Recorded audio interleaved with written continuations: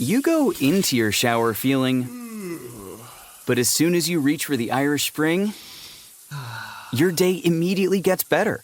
That crisp, fresh, unmistakable Irish Spring scent zings your brain and awakens your senses. So when you finally emerge from the shower, 37 minutes later, because you pay the water bill so you can stay in there as long as you want, you're ready to take on the day and smell great doing it.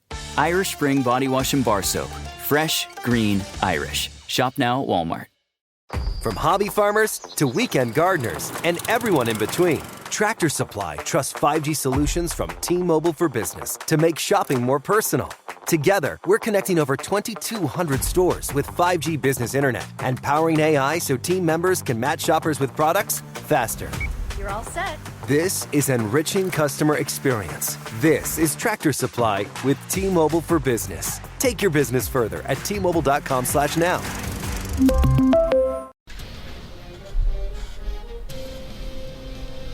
It's time for a Big Blue Kickoff Live. Nobody can ever tell you that you couldn't do it, because you did. On Giants.com. You know what I saw? New York Giant pride. And the Giants mobile app. 17-14 is the final. One touchdown, we are world champions. Believe it, and it will happen. Part of the Giants Podcast Network. Let's go out there like a bunch of crazy dogs. Have some fun.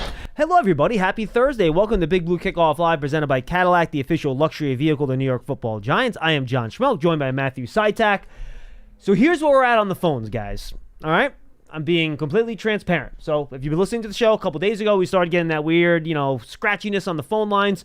I've spent most of my last few days trying to fix this problem, and I have failed miserably, to be totally honest with you. I changed out all the cable wires, I put in a new box, and it's still happening. So I think this is an actual Verizon phone line issue, which we're working on, as you guys well know. Sometimes getting phone people in to help you with things takes a little while, so we're working on it. But I do have something new in place today that I think's going to work better. It's not going to be perfect, but I think it's going to be better. But with the new device, it's actually the same one I used when I was stuck in my house during the pandemic, and I can only take one phone call at a time. So that's where we're at. We're going to take one phone call at a time, guys. If you call in and it's busy or it just keeps ringing, eventually when whoever we have on hold is done, we'll take the next caller, and so on and so forth. So just be patient. We're doing our best. Hopefully we'll be back to normal soon enough, but that's where we are. Giants and Seahawks. Giants trying to get back to normal here, Matt. They're 1-3. As we've talked about for the last week or so. It's been a week since the Giants have played a game, by the way, Thursday to Thursday. Could be better, but it's not. So they need to figure out a way to get a W. And, of course, the big news this week that we got yesterday, Malik Neighbors still not at a concussion protocol. Still in the early phases of it, according to Brian Dable, which, unless there's a lot of progress quickly, I think it would make his ability to play on Sunday at this point to be very questionable. We'll have to wait and see how he progresses in practice today, tomorrow, and, of course, on Saturday when they do their walkthrough before they travel out there. But that's a situation where he's the Giants' focal point of their offense, and without him, I think it's going to look a lot different. Yeah, you definitely say that. Through the first 4 games of the season, Malik Neighbors, I believe, has the highest target share percentage of anyone in the NFL. He has 10 more targets than the next highest guy, Nico Collins. There you go. Mm-hmm. So, yes, taking him out of the equation would certainly change the equation significantly for the Giants offense. And in addition to that, while maybe not quite as, alarming yet, but Wan'Dale Robinson was also on the injury report. I believe it was a heel injury. He was limited, yep. He was limited, so he was out there, which is obviously, at least a little more promising than Malik not being out there at all. And Brian Dable didn't seem to indicate he thought there was a risk that he wouldn't play. He wasn't really asked about it either, so we'll have to wait and see with him. Yeah, when he was talking about the injuries, he mentioned Malik, he mentioned Drew Phillips and Adoree Jackson, who both did not practice as well, and then he mentioned Devin Singletary, which obviously he's been leading the run game the first month of the season. Devin Singletary did not practice on Wednesday due to a groin injury, I believe, that he picked up in the game against the Cowboys last week. Coach Dable said I don't know if he explicitly said it, but there seemed to be at least a little more optimism around Devin Singletary. He said that, he ran around on Monday. The team was here, that he ran around and he felt good. So there seems to be at least a little more optimism that Devin Singletary can, get back on the field and play this Sunday in Seattle. But based on what Coach Dable said yesterday and he will meet for his weekly flyby with the media in a few minutes while we're on, and I'm sure he'll give another Malik update of whether or not Malik will be able to go out there in any capacity. If he's not out there today in any capacity, then I don't see how he will get back in time and clear the concussion protocol before they fly to Seattle less than 48 hours from now. Check out Dan Solomon's Twitter feed, by the way, for any news out of his little flyby. Yeah, so, if Malik isn't out there today, it's definitely not a good sign. I mean, when Darius Slayton had a concussion a couple weeks ago, he suffered a concussion on Sunday, and I believe on the Wednesday, the first practice of the following week, I believe he was out there in the red non-contact uniform, which is further along than where Malik seems to be right now. And Malik's concussion occurred a full week ago, last Thursday. So the fact that he hasn't been able to clear the early stages yet, at least that we know of, maybe Coach Dable says something different when he speaks in a few minutes, it's definitely not a good sign for Sunday. No, I would say certainly not. And we'll have to keep an eye on it and exactly see how it goes here. But that's important. You still didn't have Adoree Jackson or Drew Phillips back on the field yet with their calf injuries in terms of the defense. And, the Dallas Cowboys, they had CeeDee Lamb. They didn't have, Brandon Cooks is a good player. Jalen Tolbert's fine. But they don't have a trio of receivers like the Seahawks do, where you have DK Metcalf, Tyler Lockett, who's getting a little bit older. He's not the same as he used to be, but Jackson Smith and Jigba is certainly a really talented young player. So this Giants secondary with their injuries out there they're gonna get challenged again this week against a Seattle passing attack that, even though they lost the game on Monday night to the Lions, was frankly phenomenal. And they moved the ball up and down the field. 38 first downs in the game, right? Was it for the Seahawks? So yep. Geno Smith played great. He's got a lot of weapons. Kenneth Walker's phenomenal. This Seahawks offense is going to challenge this Giants defense as much, if not more, than any other offense the Giants have faced this year. Yeah, I think this is going to be the defense's biggest test to date. I mean, I know week one, obviously the Vikings, that matchup, the Vikings offense is also playing out of its mind right now and looks great, but just the pure number of weapons that this Seahawks offense has and all over the place, I think this is going to be a huge challenge. I mean, Geno Smith comes into this game leading the NFL in pass attempts, pass completions, and passing yards. And while that hasn't, resulted in a ton of touchdowns yet, he has 4 touchdowns with 4 interceptions. As you said, they have a 3-headed passing attack just from the receivers that is up there among the top receiving trios in the NFL. I mean, DK Metcalf, he produces against anyone he's going up against. Doesn't matter the corner, doesn't matter the team. He is just one of those guys that's like a freak of nature with his size and athletic ability that is going to present a tough challenge for any opposing defense. Jackson Smith-Njigba, as you mentioned, second-year wideout, was a player that a lot of people said going into the year that he could be one of those breakout second-year receivers. And while he hasn't had, I would say, like a full breakout yet, he certainly has played well. I mean, he leads the Seahawks in receptions with 25, one more than DK Metcalf. It just hasn't turned into a ton of yardage production yet. And when it comes to Tyler Lockett, yes, he is getting older, but he still has potentially the most reliable hands of any one of these receivers on the Seahawks. Yeah. He seems to catch almost every ball that's thrown his way.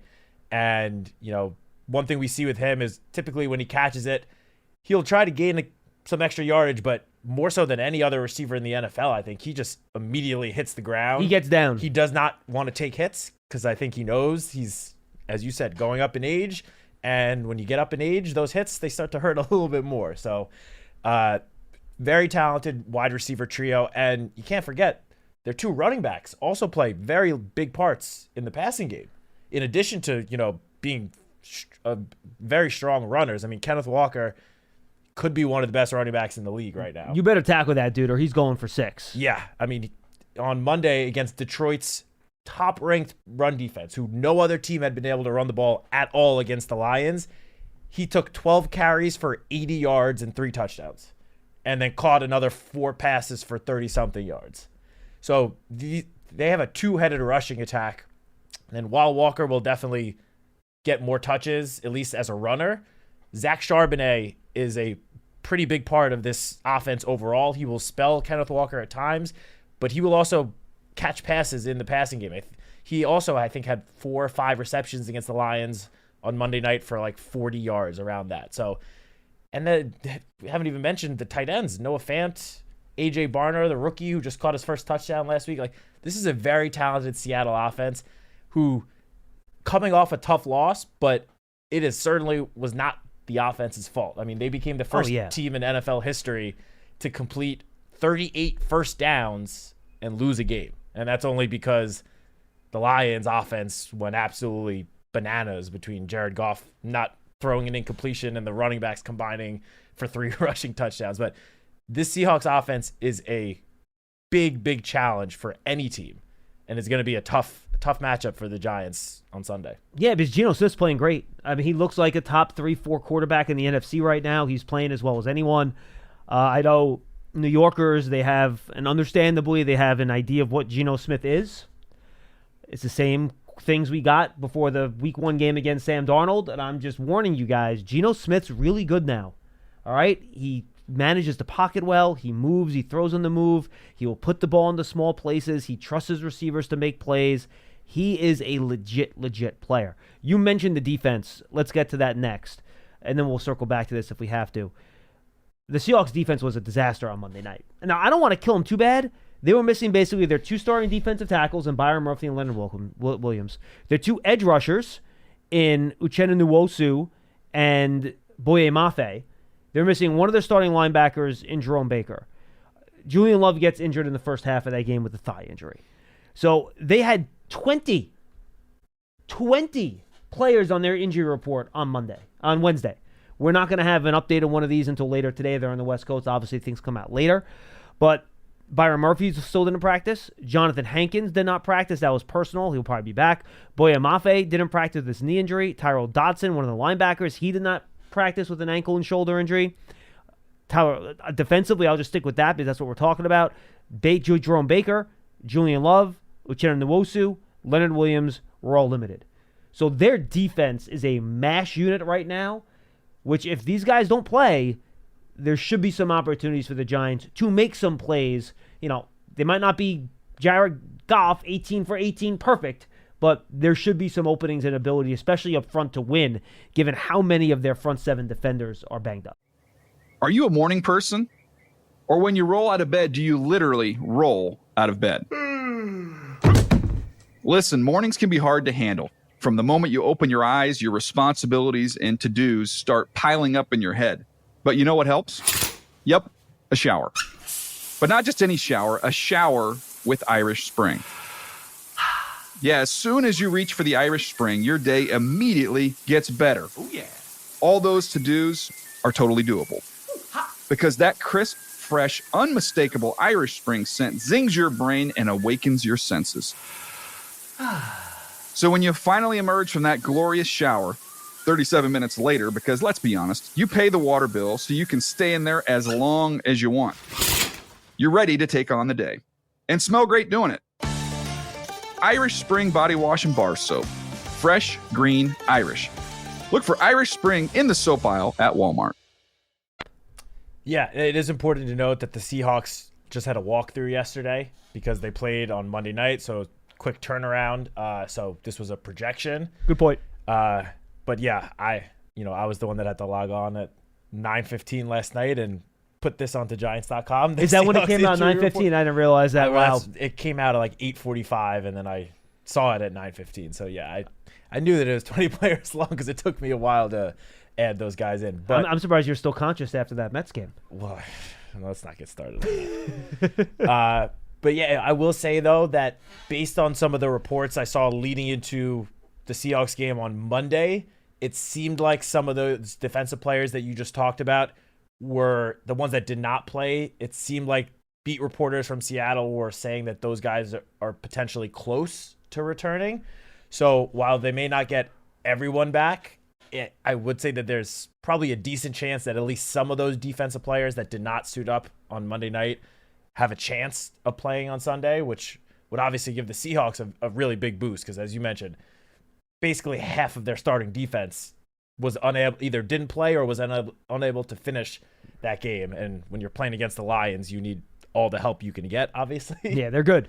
Yeah, they are good. But Yeah, this Seattle defense, when healthy, it's going to look at least somewhat similar to what we've seen from the Baltimore Ravens in years past, because they have Not as blitz heavy. not as blitz heavy, but their new head coach is Mike McDonald, who comes over from the Ravens.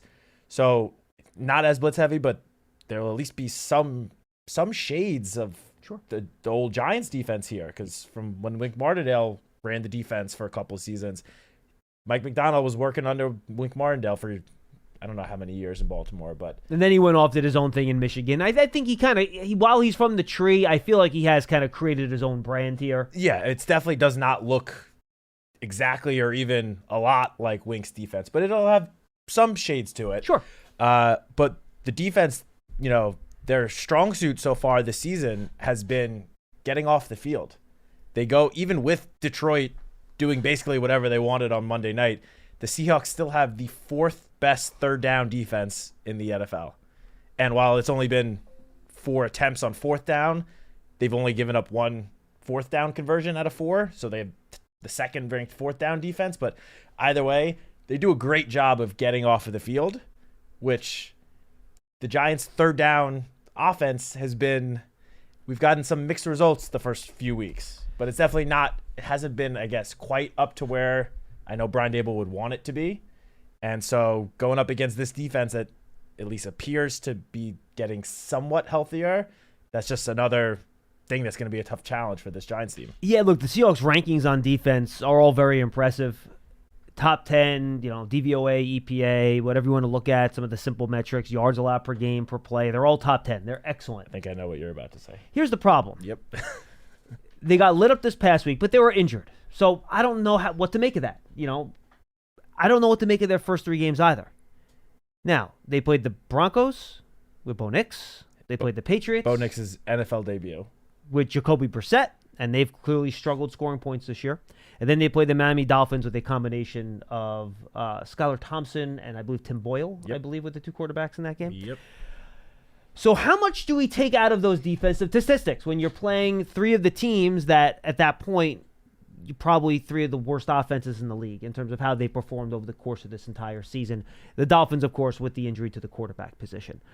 So how much do you take out of that given what their schedule's been? I don't know. Here's what I do know. They have a lot of talented players. I didn't even talk about the guys they have in their secondary. You got Julian Love. You got Weatherspoon outside, who knows a good player. You have Reek Woolen, who's a really good cornerback. So they have good players in the back end. They have a really good head coach in Mike McDonald, who we know knows how to call a good defense. And they have good players up front that happen to be hurt right now.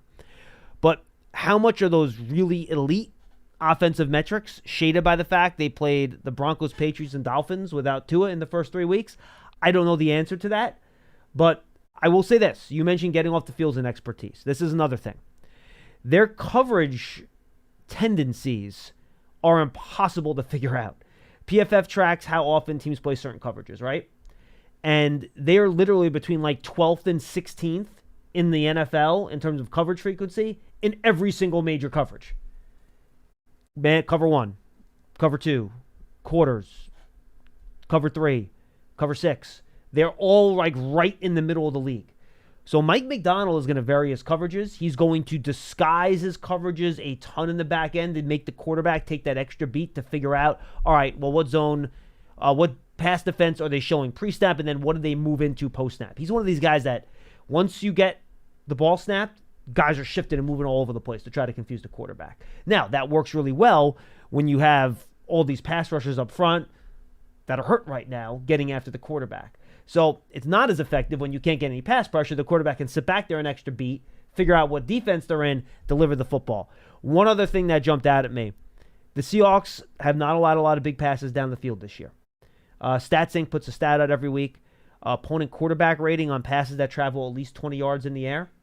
You know what the Seahawks opposing quarterback rating is when teams try to throw 20-plus yards in the air? 2.3. 2.3. They've allowed 1 pass completion this year.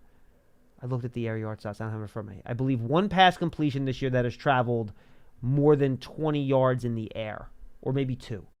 So I know people, including myself, are desperate to get those deep passes going and connecting with those deep passes down the field. This might not be the week for it given how well Seattle has played those types of throws over the course of the year, just something to keep in mind with how Mike McDonald does his defense. He wants to keep everything in front. He doesn't want to let guys get behind. So I would be cautious about that. The actual explosive plays they've given up, it's more towards the middle of the league, which means there's a lot of short catches and yak, which, boy, wouldn't it be nice to have Malik Neighbors. But that's where we are. So I think that's how the Giants offense might have to try to attack this Seattle defense. I don't think you're going to get a bunch of stuff over the top in this game. Well, the one thing I will say about that is, again, just going back to who they faced. I mean, Bo Nix, that's a good point, does too. not throw the ball downfield, period. Yep.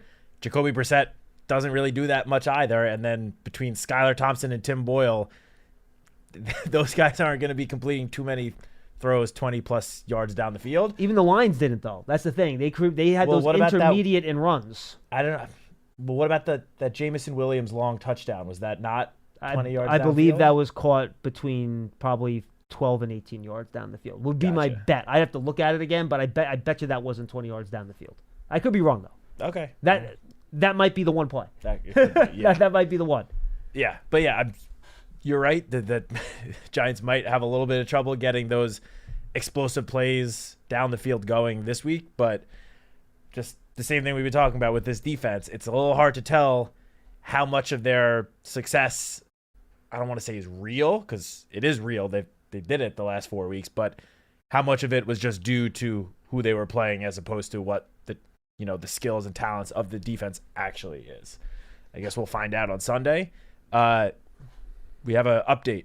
What do you got? From Coach Dable. Malik Neighbors is making progress but remains in the concussion protocol and will not be on the field today. I don't want to speculate, but that doesn't sound too great for his chances. You never know. With concussions, things can happen quickly sometimes, Exactly. but you have to have levels of progression throughout the week. So if he's not on the field tomorrow, I do not believe, according to NFL rules, that he's going to be able to play on Sunday. Yeah, and even if he is, who's to say? And he might not fully anyway. clear. Correct, yes. And additionally, Devin Singletary will also not. He will work off to the side, so That's he will disappointing. not participate in team practice. But Adoree Jackson and Drew Phillips will both practice in some capacity today, which Coach Dable said, "quote unquote," is a good sign for them. Calves you got to be careful with. Those are For tricky. sure. You got to be careful with those calf injuries, but For it is sure. a good sign. But if the Giants defense could get one or both of those guys back for Sunday's game, that would be a humongous boost to the secondary. I love to and see the defense overall. I'd love to see Phillips match up with Smith and Jigba in this game. Oh, me That'll too. be fun. That would be a lot of fun to watch. But in terms of the Giants offense, first of all, if Devin Singletary is unable to go, that is the clear case of next man up. Tyrone Tracy, Eric Gray, here's your chance. And I'm assuming if he's inactive, they would call Turbo up from the practice squad. I think he's the only running back on the practice squad. But regardless, mainly Tyrone Tracy, I feel like this is going to be would be his first chance to really show what he can do with extended action. We've seen him carry the ball a couple of times throughout the first few games, mostly just to spell and give Singletary a breather. If he ends up being the starting back, he's going to get plenty of action. So this would be his first chance to kind of show what he can do. And when it comes to Malik, I mean, the rest of the receivers, maybe the tight ends, those are guys that are going to have to really step up and, have their best performance of the season. I mean, I don't know how many more targets Wan'Dale Robinson can add with what he's already been getting, but some of the other guys between Darius Slade and Jalen Hyatt would definitely see the field more if Malik is inactive.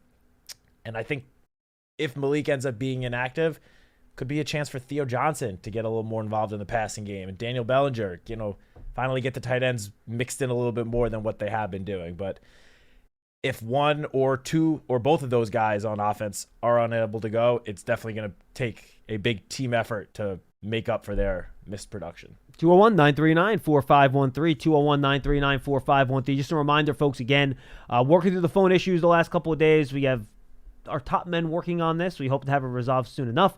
Well, we think we have one line working today. It's not going to be perfect.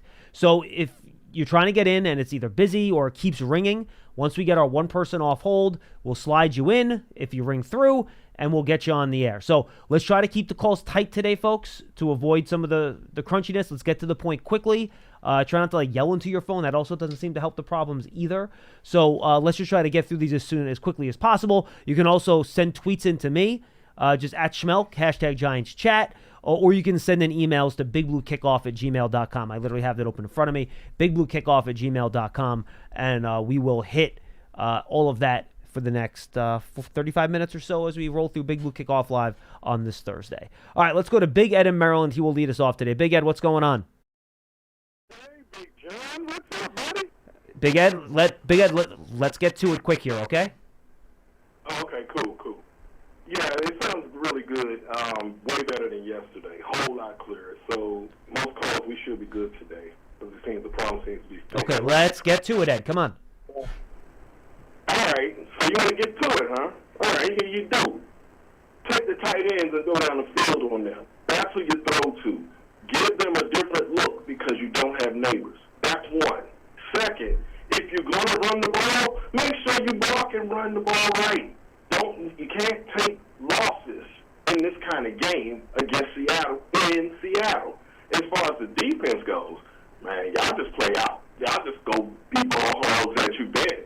You've been playing excellent defense for the most part of this whole season. Just continue it, and we're good. And I think I'll leave it at that and let the rest go, man. I'll talk to y'all probably even tomorrow or next week. Thank you, Big Ed. Appreciate the call, man. Yeah, so look, I think you have to get the tight ends involved at some point. So I think that's kind of where we're at, and we'll see where it goes.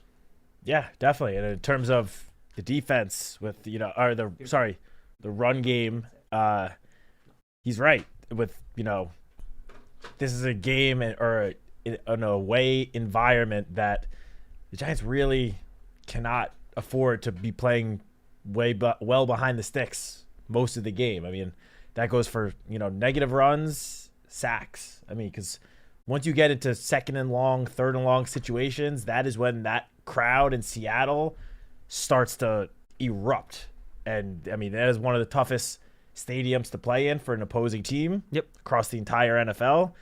And you don't want to give those fans even more of a reason to get loud and cheer by playing behind the stick. So I agree with him there that, they got to try to minimize the amount of negative or no gain runs as best as they can.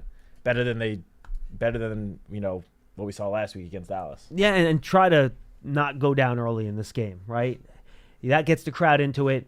You have to throw the ball a lot more if you can't get things going in the run game.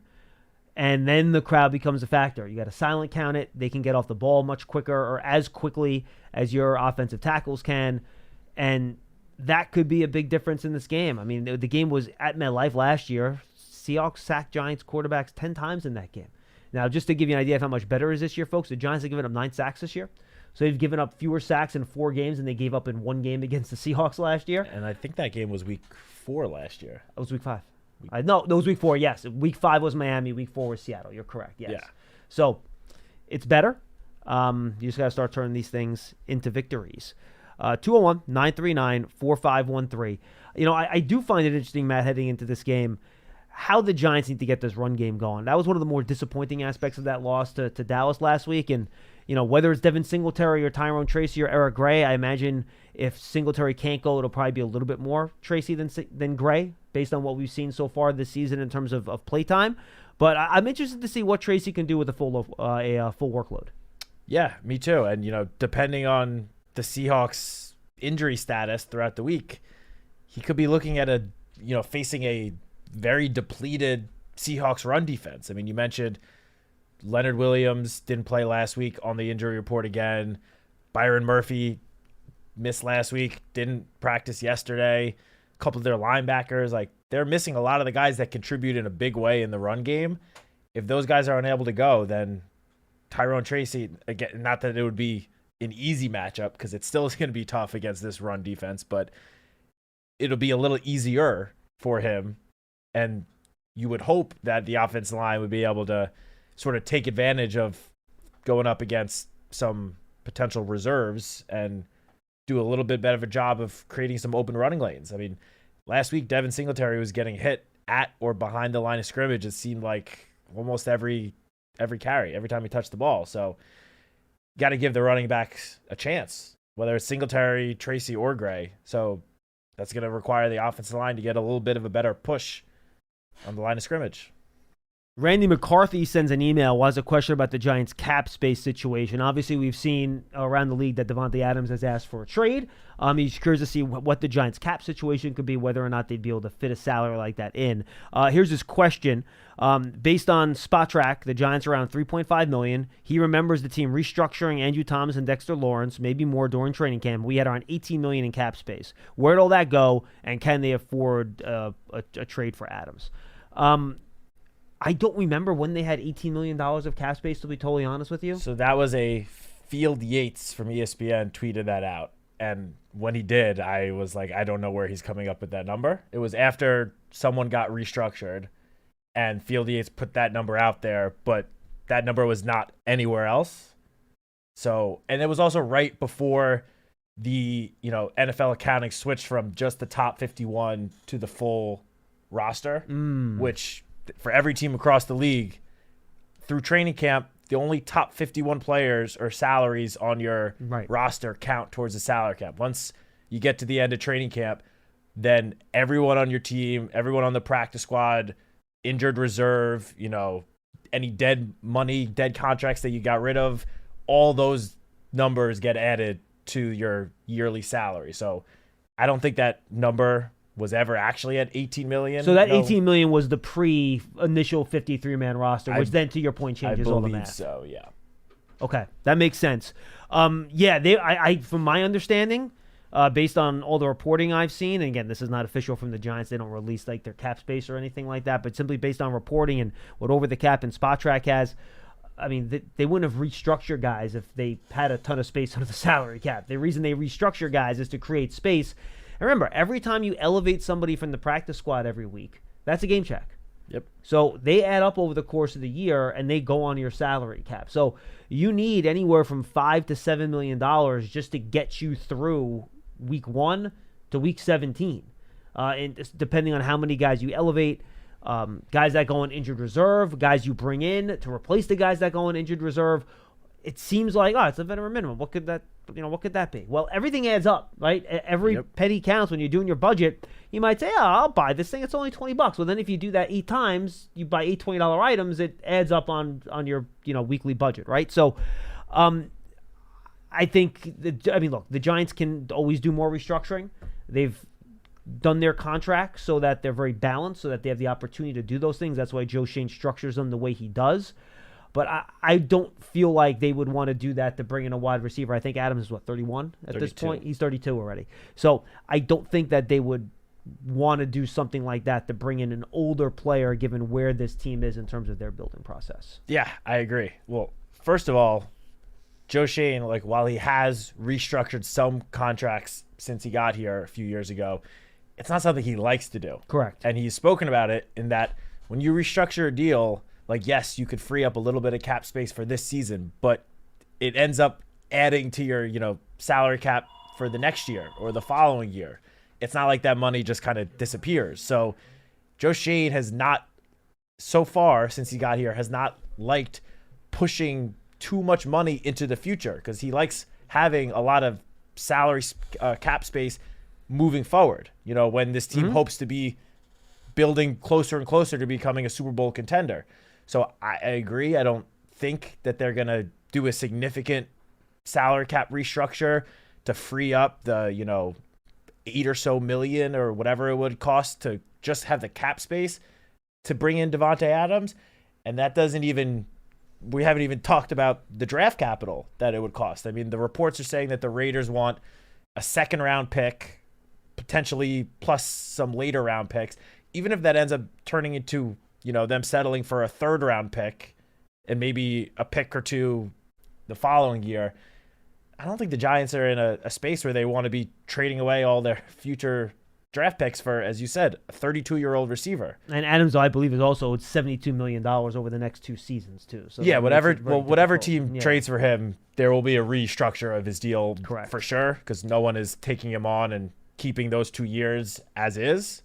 But he could restructure it, but regardless, with the where the Giants are right now, with how this roster is constructed, one of the youngest teams in the league. I think the Giants lead the NFL in rookie snaps. To then go trade draft capital and pretty significant draft capital for a 32-year-old receiver when you also just use the 6th overall pick on a wide receiver this year doesn't really go with how this roster has already been constructed. And you use a second-round pick on a receiver 3 years ago, a third-round pick on a receiver 2 years ago. You've put a lot of resources into the position. Are you a morning person? Or when you roll out of bed, do you literally roll out of bed? Listen, mornings can be hard to handle. From the moment you open your eyes, your responsibilities and to-dos start piling up in your head. But you know what helps? Yep, a shower. But not just any shower, a shower with Irish Spring. Yeah, as soon as you reach for the Irish Spring, your day immediately gets better. Oh, yeah. All those to-dos are totally doable. Because that crisp, fresh, unmistakable Irish Spring scent zings your brain and awakens your senses. So when you finally emerge from that glorious shower, 37 minutes later, because let's be honest, you pay the water bill so you can stay in there as long as you want. You're ready to take on the day. And smell great doing it. Irish Spring Body Wash and Bar Soap. Fresh, green, Irish. Look for Irish Spring in the soap aisle at Walmart. All right, let's try Len in Columbia, Maryland. Len, what's going on, man? Hey, guys, how you doing? We're doing okay. Good. I'll try to make it quick. A quick question about Seattle's coaching staff. Is McDonald calling the defensive plays, or is Leslie Frazier the defensive coordinator? Do you have any idea? I'm sorry, Len, say that again? Is McDonald calling the defensive plays? Yes, I believe so. Or is Leslie Frazier involved? I believe McDonald's calling the plays. At least going into week 1, McDonald said that he would be the play caller in week 1, and I doubt that's changed in the last few weeks. Okay. It's kind of unusual for a defensive-minded head coach to call the defensive plays on the field. It's more offensive-minded coaches calling the offensive plays than with the defensive guy. So I was just curious about that. I thought maybe Frazier was involved. Hey, listen, forget special team elevations. If Neighbors can't go, you got to get Hodgkins up. I mean, we're really, once you get past those first 4 guys on our wide receiver core, there's nothing there. We got to get Hodgkins up, and maybe go more fullback if Singletary isn't there, and help out the converted wide receiver who's going to start at running back if Singletary isn't there. Hey, my main question, though, and it gets back to dual roles for the coaches, and I'd really like a minute of your time on this if you could. I'll hang up and wait for your answer.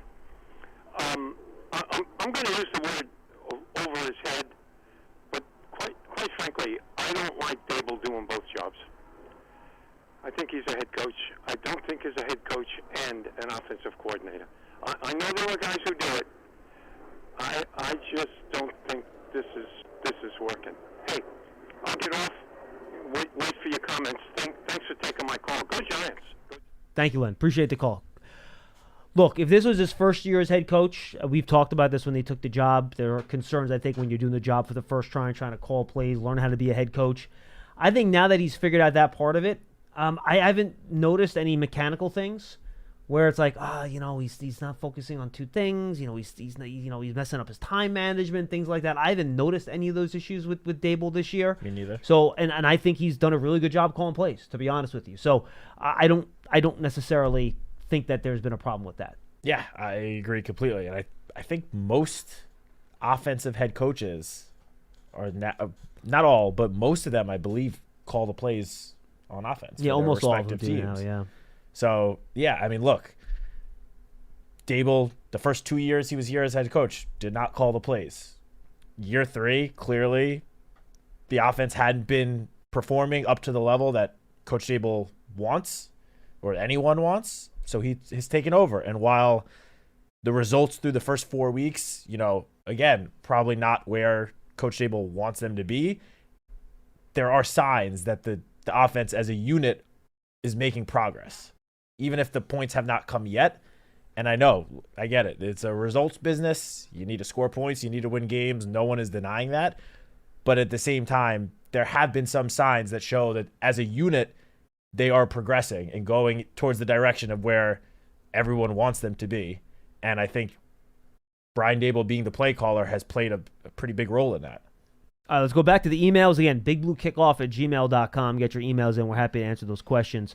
Aiden Fink wants Brian Daboll to be a little bit more aggressive. He feels like he's way more conservative than he was early in his tenure as Giants head coach. And he thinks especially the loudest stadium in the NFL against a team who scored at least 23 points every game so far, they should really start going forward more, especially in the red zone, to try to get those touchdowns. Your thoughts? I mean, Coach Daboll was asked about this yesterday. I think every situation is different. Not every fourth down is created equal. You know, there could be a situation this week where the Giants have it 4th and goal on the 3 and Brian Daboll decides to go for it. Last week he thought that was not the right move, but that doesn't mean that given, put in the same situation this week that he won't go for it if that's what he thinks is going to help the team, their best chances to win the game. So as you talked about before, this is a Seahawks team that is defending the deep ball very well this year. So in that sense, I don't know if this is the best opportunity to be taking a ton of shots deep down the field. You want to take some, of course, but especially with, it looking like Malik Neighbors might not be able to suit up. That's your best player on offense. That won't be out there. So it's going to make things a little tougher overall. I think if Malik Neighbors is unable to play and Devin Singletary, or even if it's just Malik Neighbors, it's definitely going to require Brian Daboll to get, I believe, more creative and, come up with a creative game plan to sort of make up for the lost production that we've seen from Malik Neighbors the last month. No, and the other Giant wide receivers have to play better. Let's call it like it is. There's been too many drops. Jalen Hyde hasn't had many opportunities, but he's been quiet. Now, again, hasn't really been out there a ton, so I'm not going to knock him for that. He'll get more opportunities now, though. Now you're going to be out there. So the guys that are out there, they're going to have to make plays. Yeah, could you, to Len's point, activate and elevate a guy like Isaiah Hodgins to help as a receiver? Sure. They could do something like that. I don't think that's out of the question. Want someone with a little bit more receiving experience? I'd be fine with that. But this is going to be on Robinson, Slayton, and Hyatt to pick up the slack. Slayton's a professional wide receiver. Robinson and Hyatt were both day 2 draft picks. Step up. And you're not going to be Malik Neighbors. You don't have to be Malik Neighbors, but you need to be productive to allow this Giants offense to function in a balanced way with the run game and the pass game against the Seattle defense, that allowed Jared Goff to go an entire game without throwing an incomplete pass. So you should have opportunities here. The wide receivers have to take advantage of them. Definitely. And I will just say that through 4 games, the Giants have gone for it 10 times on 4th down already, which I don't know. Has it really been 10? They are 6 for 10 on 4th down attempts this year. I wonder if there's a league leader on that. I'm curious. Some of that definitely is because of, week 1 they were playing from behind for basically the entire game. Sure. But just in comparison, the Seahawks have only had 4 4th down attempts this year. So while maybe Brian Daboll hasn't been as aggressive as some people want him to be, yeah, they are tied for the 3rd most 4th down attempts in the NFL. That's amazing. I did not realize that. So it's not like he hasn't been, choosing his moments to be aggressive. So Dolphins are top at 13. Browns are second at 12. Both those teams have played from behind the last couple of weeks, to your point. But you know what? You say that. The Giants played from behind in week 1. They were never in a desperate comeback situation in weeks 2, 3, and 4. No. Like they were within 1 score in most of those in those games, or leading. So how about that? That's a nice little nugget. So they're 6 of 10 on 4th down, and when you think about it, as great as Malik Neighbors has been, at least in the Commanders game, he had the drop on 4th down, which would have made it 7 of 10.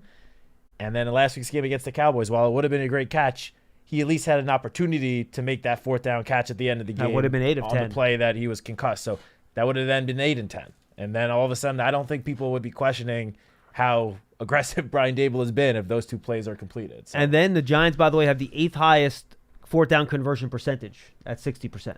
There you go. And it hasn't been, by the way, these haven't been 4th and 1s either. I think there's been one or two of those, but it has usually been 4th and medium or 4th and short, like between 2 and 4 yards. Like they haven't had I'm trying to remember how many Jones has what, maybe 2 quarterback sneaks this year, something like that. It hasn't been a lot. Something like that. And I know the Malik Neighbors jet sweep end around play. That was a 4th and 1, I believe. And Singletary's when he avoided. Who do you avoid in the backfield? Donovan Wilson against Dallas in the backfield. That was also a 4th and 1, I believe. So maybe there were more 4th and 1s than I recall. But either way, that's interesting. Tied for 4th most attempts and then 60%. That's the 8th best conversion rate. So something to keep in mind as you ask for the Giants to try to be more aggressive. Andrew Ilnicki complaining about the phones. Andrew, I get it. We're working on it. Thank you. Can you comment on the league trend, it seems, of quarterbacks having extremely high completion rates? What do we have to do to get there as a team? Well, for one, Daniel Jones the last 2 games have completed over 70% of his passes. Yeah. And over the last 3 weeks, it's been 64%. I don't know what it is for the season. You can look that up for me. But I know he's been over 70% the last 2 weeks. Last week was even better than he was against the Browns. What is he on the year? 63.2 on the season. What was week 1? What was his number? Week 1, then? he was 52.4. Yeah, that'll do it. And then 57.1. But then over 70 the last 2 weeks. So, look, Andrew, the reason for that is pretty simple. The same way we've talked a little bit about your teams having difficulty getting balls downfield because of the too high safety looks and stuff like that. Well, if you're unable to protect long enough to challenge those, quarters and cover 2 schemes with deep throws, and you have to protect long enough to make those throws, you throw short passes. You run wide receiver screens. You run stuff behind the line of scrimmage. As great as Jaden Daniels has been, I think it was either after week 3 or week 4, over 30% of his pass attempts have been behind the line of scrimmage. That's how he has an 80% completion rate. Not that he hasn't been really good otherwise. He has been, and we're going to do a rookie review, by the way, next week's draft season episode. If you guys want to check it out, we're going to go through how NFL rookies have played so far this season. So that'll be fun to see. But that's what happens. If teams are going to take away the deep ball, you're going to throw shorter, and they're going to let you complete those, short passes because they think if they prevent explosive plays, eventually they're going to force a punt or a turnover before you can get into the end zone. Yeah, I'm looking at the stats across the league, and right now there are only 4 teams that are averaging over 250 passing yards a game. Is that it? And 250, that's a solid number. It's not like that's, MVP Patrick Mahomes 5 years ago numbers. It's a solid number. There are 4 teams that are averaging more than that. Seattle, San Francisco, Houston, and Dallas. That's it. So this is a league-wide thing where passing, we've seen it. Passing is just somewhat down. It's as you said, it's the increasing of the too high safeties, taking away a lot of those deep shots that we've seen across the league for years now, and strong performances in the run game. I feel like, I think we spoke about this on Monday, after it seemed like the last, let's call it 5 years or so, the running back market was tanking each year. Now running backs are exploding and going off across the league, and could result in the running back market sort of bouncing back from what it has been the last couple of years. So yeah, just overall, passing has been down. Passing yardage has been down. A lot of it's been, as you said, a lot of shorter completions, more surefire completions, relying on guys for yak instead of taking those deep shots down the field. So no, I'm with you, and that's just the trend the league's going towards, guys. And if you watch a college game every week, you just see a bunch of quick passes to the sideline all game long. That's what these college programs do. You got a lot of young quarterbacks in the NFL these days, so you're going to run a lot of that stuff to try to get those college quarterbacks comfortable. Again, I mentioned the way Jaden Daniels, and again, he's thrown down the field more the last couple of weeks, but his first 2 weeks, we talked about heading into the Giants game, so much behind the line of scrimmage. Even in week 2 against the Giants, so much with those screens, close to the line of scrimmage. He's done more down the field since, but that's just the way the league's going in terms of how defenses are playing and how offenses are trying to attack them. It's almost, we talk about how teams have not been able to run the ball as well because you don't have as much time to practice it in the offseason because the number of contact practices are so limited now. So those short passes act like a run game. Right? If you get 4 or 5 yards on that little wide receiver bubble screen or even just, a quick hitter out there, that's basically the same as a rush play. So you're getting more of those. Completion percentages will go up. Yards per completion will go down. And that's just going to be how the league goes. But then again, you've got like Geno, he's going to chuck it downfield anyway. That dude does not care, man. Does not care. Nah, good opportunity for someone like Tyler Newman. Maybe get his first career interception. Yeah, he will throw. He has no fear of throwing the ball into traffic, and he will trust his guy to make plays, especially DK Metcalf on some of those back shoulder sideline throws. Yep. So something to keep an eye on. All right, let's go to Bruce in Florida. He's up next. Hi, Bruce. Bruce. Bruce going once? All right, Bruce, thanks for the call, man. Appreciate it. All right, Matt, why don't you give me your final thoughts here? Giants and Seahawks, you'll be on. Well, I don't sound your final thoughts. You're on with Paul again tomorrow, right? Yeah. So I guess I had to give my final thoughts then, huh? How about that? I wasn't ready for that. Too bad.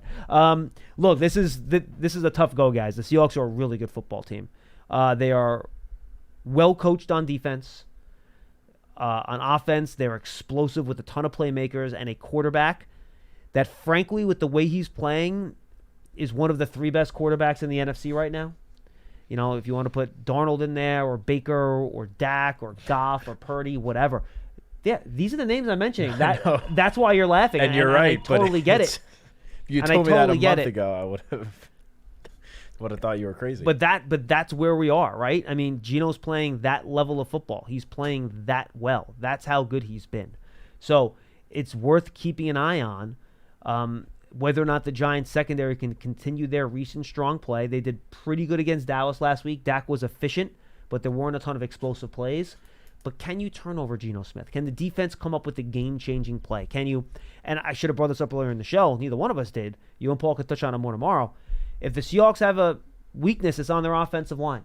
Stone Forsythe is the starting right tackle. He's a backup. He's having a lot of trouble. Their inside players, their centers and their guards, they've struggled this year. So Geno did a good job of mitigating that against the Lions with his pocket movement, stepping up, getting the ball out quickly. But if the Giants want to slow down this Seahawks offense, they are going to have to win that battle at the line of scrimmage decisively in both the run and pass game. Dexter Lawrence and Nacho have to dominate.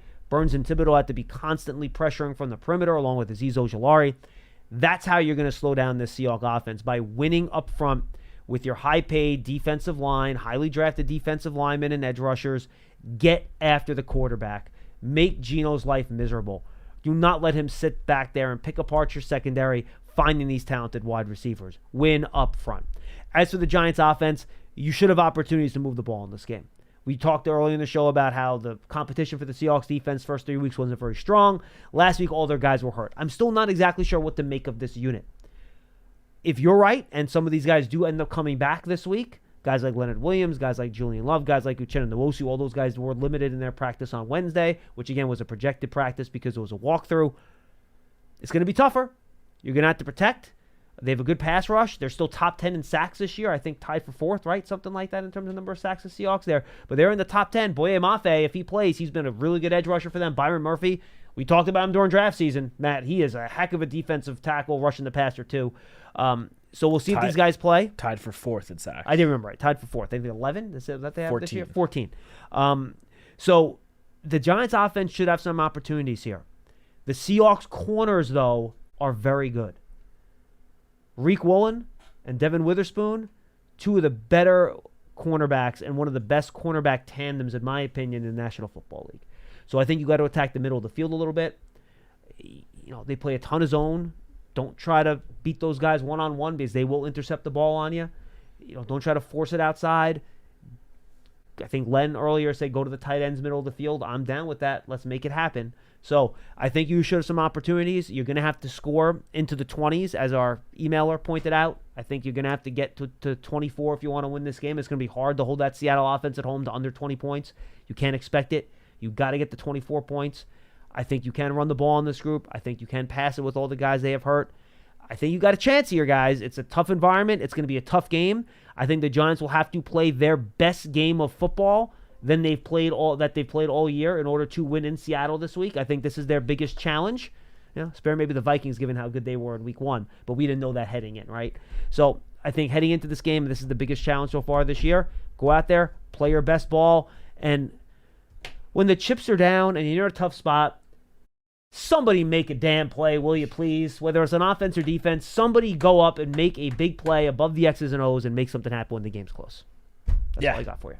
For me, which I'm sure Paul and I will get into this more tomorrow, I think the biggest key for the Giants on either side of the ball is going to be slowing down the Seahawks run game. The Giants' run defense the first 2 weeks struggled. We all know that. But then they picked it up the last 2 weeks against Cleveland and Dallas. Cleveland, 69 rush yards. Dallas, 80 rush yards total. So stark improvement from weeks 1 and 2, especially that Commanders game where the Commanders ran for 215 yards.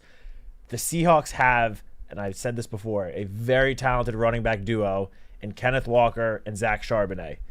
Those two guys, and Kenneth Walker now healthy. He missed 2 games. He's back, clearly healthy after what he did on Monday against Detroit's elite run defense. Second straight year with an oblique injury for a running back, by the way. Like, is he like pitching or playing outfield, or like just swinging a baseball bat on the side? It's very odd. I don't know. So the way that he contorted his body on a few of those plays Monday night, good point. Doesn't shock me.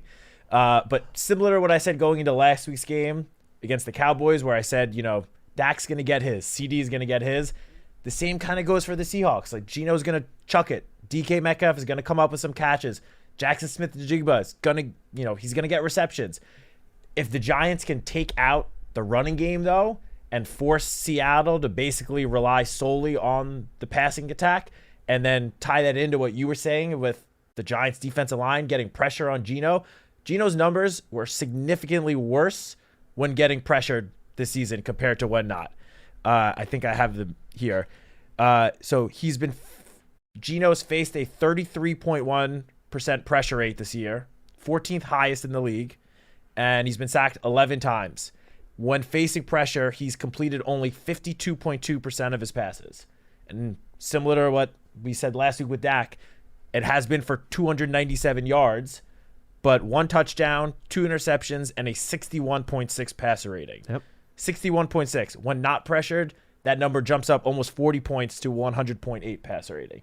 So if the Giants can eliminate or significantly limit the Seahawks run game and force them to constantly be dropping back, Geno constantly dropping back and trying to avoid pressure from Burns, Kayvon, Dexter, that will go a long way in helping the Giants, pick up this road victory, taking out the crowd in Seattle. I mean, anything that the Giants can do on Sunday to limit that crowd noise, obviously will go a long way in helping them win the game.